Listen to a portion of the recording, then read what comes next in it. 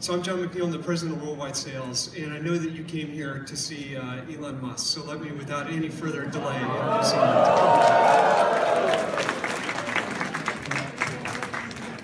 Hey, welcome everybody. So, thanks for coming.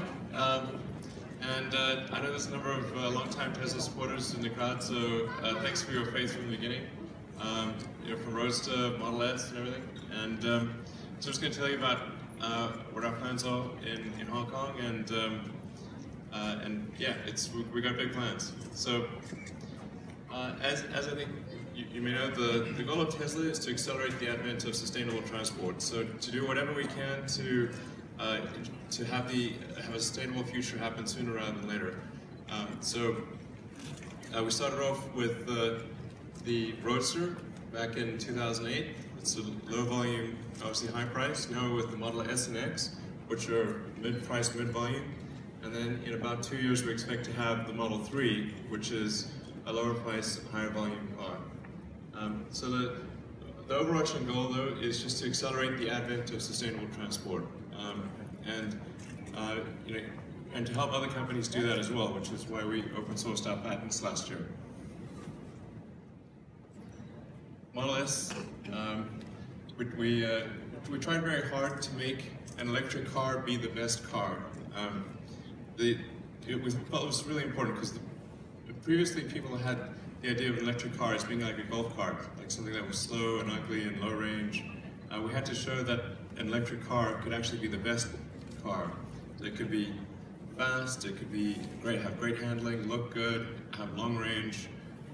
This was very important to break the mold, to get rid of the idea that an electric car is not a good car.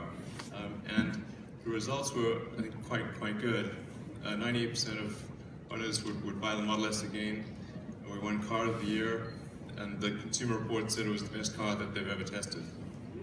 So, so you guys have that firsthand. So we start off with safety and achieving 5 stars across the board. The Model S still has the highest safety rating of any car ever tested. So it's doing well on that front. We have a longer crumple zone than any gasoline car because there's no engine in the front. Very rigid cabin and a low center of gravity because of the battery pack being in the floor pan.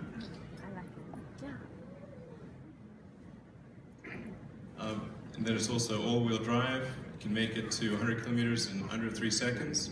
It has a range of almost 500 kilometers. So these were all really important characteristics to achieve in an electric car, to show that an electric car could be a real substitute for a gasoline car. And then with over-the-air updates, the car keeps improving over time. So instead of buying a car and having the software be static and unchanging, this would actually improve over time. And then with Autopilot, which I know you don't actually have it. So, I'm meeting with the government tomorrow, hopefully.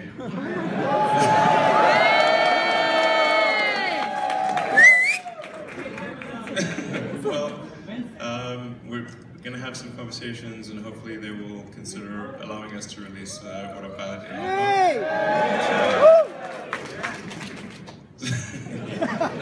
Kong. So anyway, I'm cautiously optimistic that it'll be good meetings tomorrow. Anyway, this is going to keep getting better over time with the software updates. And we'll take it as far as the sensor suite will allow. So I think which is actually pretty far. And that's combining the camera, the radar, the sonar, and the GPS.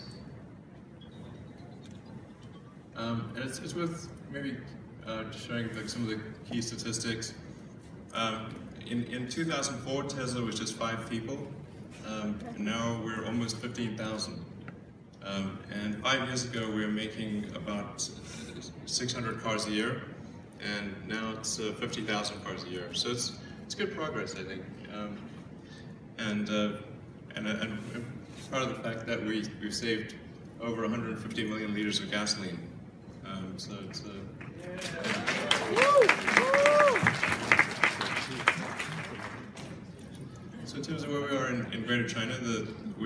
stores in 7 major cities, several hundred superchargers, and even more destination chargers, and we're opening up in Macau towards the end of this year. I actually think Hong Kong will probably be the leading city in the world for electric cars. Wow.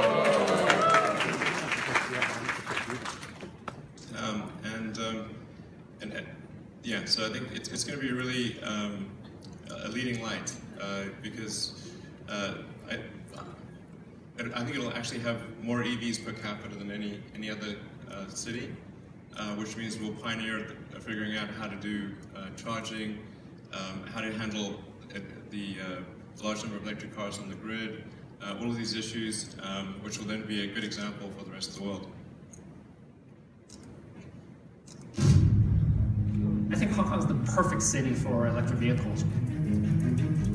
It's that sense of movement, that sense of dynamism. The Hong Kong people, they want to go everywhere fast. Tesla is really taking off. It just makes sense. The number of Teslas on the street I'm seeing are just double, triple. Now you see easily a dozen Teslas on the roads every single day.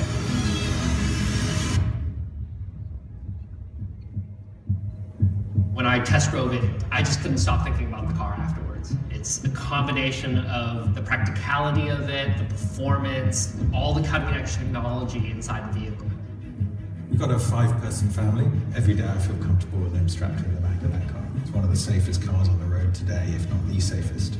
I decided to buy a Tesla 2 seconds after test drive. The moment you put your foot on the pedal, it has the performance of a very good sports car. I drive it everywhere. Tesla has installed superchargers in all the most convenient locations so people can charge while they're out shopping. I love it when you have this Tesla only sign. You don't have to worry about running out of battery. Hong Kong, there's no reason it cannot convert 100% to electric transportation. We do want to reduce the carbon footprint, especially here in Hong Kong. We need to preserve the air quality. And really where electric cars and Tesla can help is with that roadside pollution. Driving a Tesla, it's entirely quiet and there are just no emissions. It's so smooth and so quiet. You're almost in your own little bubble when you're inside the car, amidst all of this noise around you.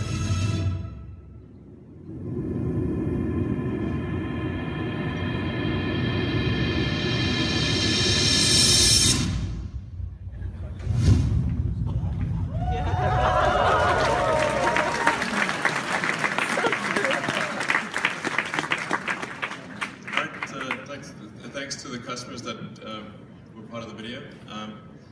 Anyway, so we have a very exciting 2016 coming up. The second half of the year, we've got Model X that'll be coming to Hong Kong. We've got a huge new service center that we're building, so that should help reduce some of the service time challenges. And then we're also expanding the charger network substantially. But it's always important to remember that this is just the beginning. There's over 90 million new cars and trucks produced every year, and less than 0.2% are electric vehicles. So there's still a huge way to go to transition the world to sustainable energy. So I think that's something worth bearing in mind. It's really just the very beginning. So, but we do expect that Hong Kong will be the leader of any city in the world for sustainable transport. All right, that concludes the introductory remarks. I'm going to answer a few questions, and then I'm going to hand it over to John McNeil to answer the rest. So maybe just, a few questions at random. So is there a mic there? I've got one here. Yeah. Here. Hi, this is Raymond. We know that Tesla is a huge success in Hong Kong, but however, most of our car owners cannot install their own chargers. And we don't have a very good public charging infrastructure. The pace of the supercharging network expansion cannot keep. With the government, and we're actually going to be discussing this exact subject. We want to try to upgrade some of the public charging stations to higher power, and make them available to other car companies as well. But we really want to work with the government and offer our technology for upgrading the public charging spots, because my understanding is that there's maybe as many as 800 or even 1,000 public charging spots, but they're low power. So we've got to, I think the right solution is to upgrade them to higher power, and also to have the regulations, the building regulations, ideally require that if somebody requests charging in their building, that there's an obligation to provide it. Because in the long run, the best way to charge your car is to charge it at the same place you charge your phone. If you have to go to a third location, that's generally undesirable. Most convenient is where your phone is charged, that's where your car should be charged. Except for long distance driving, of course. But that's the basic idea. So regulatory changes, and then providing whatever technology and support that we can from a Tesla standpoint to the government to upgrade the public charging stations. Well, the plan is for right and drive X's is we should be starting production of those around the middle of this year. So hopefully this summer is when we should be delivering the right and drive X's. Sorry, that's the most part, so where